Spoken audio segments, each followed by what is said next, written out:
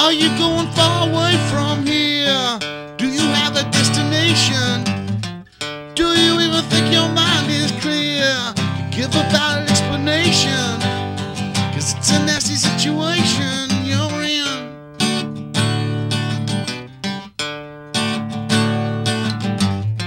You ended up on the wrong side of town with the crowd that's misbehaving.